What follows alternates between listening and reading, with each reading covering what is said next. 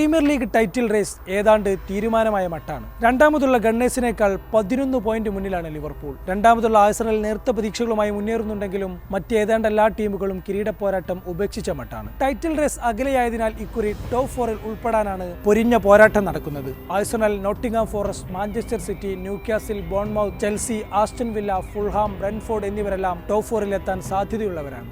ഈ പോയിന്റ് പട്ടിക നോക്കൂ. ഇതിൽ നാലാമതുള്ള മാഞ്ചസ്റ്റർ സിറ്റിയും 10ാമത് കിടക്കുന്ന ഫുൾഹാമും തമ്മിലുള്ളത് വെറും 5 പോയിന്റ് വ്യത്യാസം. അഥവാ 1-2 മത്സരങ്ങൾ കൊണ്ട് തന്നെ അടിമുടി പട്ടിക മാറിമറിഞ്ഞേക്കാം. വമ്പന്മാരായ ടോട്ടൻഹാമും മാഞ്ചസ്റ്റർ യുണൈറ്റഡിനുമൊക്കെ ടോപ്പ് 4-ലെത്താൻ മഹാത്ഭുതം തന്നെ വേണ്ടിവരും. എന്നാൽ അവരും പുറത്തായെന്ന് പറയാനായിട്ടില്ല. യൂറോപ്പ ലീഗ് ജയിച്ച് ചാമ്പ്യൻസ് ലീഗിലേക്ക് മടങ്ങിയെത്താനുള്ള സാധ്യത അവർക്ക് മുന്നിൽ വേറെയുണ്ട്. അതിനിടയിൽ പ്രീമിയർ ലീഗിനൊരു സന്തോഷ വാർത്തയുണ്ട്.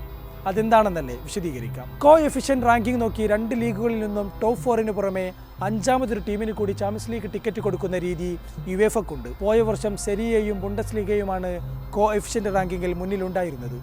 അങ്ങനെ ഇറ്റാലിയൻ ലീഗിൽ 5ാം സ്ഥാനക്കാരായ ബൊലോണക്കും ബുണ്ടസ് ലീഗയിലെ 5ാം സ്ഥാനക്കാരായ ഡോട്ട്മുണ്ടിനും ചാമ്പ്യൻസ് ലീഗ് ബെർത്ത് കിട്ടി. ഇക്കുറി കോഎഫിഷ്യന്റ് റാങ്കിങ്ങിൽ ഇംഗ്ലീഷ് പ്രീമിയർ ലീഗാണ് മുന്നിലുള്ളത്.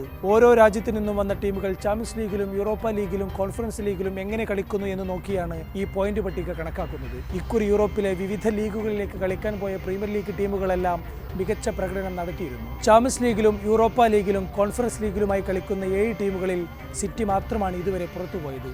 കോഎഫിഷ്യന്റ് റാങ്കിങ്ങിൽ ക്ലിയർ ഡോമിനേഷൻ ഉള്ളതിനാൽ ഇംഗ്ലണ്ടിനെ 5ാം ടീമിനെ ചാമ്പ്യൻസ് ലീഗിന് അയക്കാനാകും. ഇനി 5 അല്ല, പ്രീമിയർ ലീഗിൽ നിന്നും 6 ടീമുകൾക്ക് തന്നെ ചാമ്പ്യൻസ് ലീഗ് കളിക്കാനുള്ള സാധ്യതയും തെളിയുന്നുണ്ട്. യൂറോപ്പ ലീഗിൽ കളിക്കുന്ന മാഞ്ചസ്റ്റർ യുണൈറ്റഡോ ടോട്ടൻഹാമോ ജേതാക്കളാകുകയാണെങ്കിൽ അവരും ചാമ്പ്യൻസ് ലീഗിലേക്ക് വരും. ഈ 2 ടീമുകളും ലീഗിലെ ടോപ്പ് 5-ആയി ചാമ്പ്യൻസ് ലീഗിലേക്ക് വരാനുള്ള സാധ്യതയുമില്ല. കൂടാതെ ഒരു ലീഗിൽ നിന്നും പരമാവധി 5 ടീമുകൾ ചാമ്പ്യൻസ് ലീഗിന് എന്ന ഉപാധി യുവേഫ മാറ്റിയിട്ടുമുണ്ട്. അങ്ങനെയെങ്കിൽ ഇംഗ്ലണ്ടിലെ 6 ടീമുകൾ വരാനുള്ള സാധ്യത ഇക്കുറിയുണ്ട്. എന്നാൽ ഇതൊന്നും ഉറപ്പിക്കാനായിട്ടില്ല. പോയ വർഷം ആഴ്സണൽ, സിറ്റി, ലിവർപൂൾ എന്നിവരെല്ലാം ചാമ്പ്യൻസ് ലീഗിൽ നിന്നും മടങ്ങുകയും ആസ്റ്റൺ വില്ല കോൺഫറൻസ് ലീഗിൽ നിന്നും പുറത്താകുകയും ചെയ്തത് അവർക്ക് വിനയായിരുന്നു. യൂറോപ്യൻ ബെർത്ത് കിട്ടിയാൽ അത് തങ്ങളുടെ ജാതകം അടിമുടി മാറ്റുമെന്ന് നോട്ടിംഗ്ഹാമും ബോൺമൌത്തും ബ്രെൻഫോർഡും ഒക്കെ കരുതുന്നു.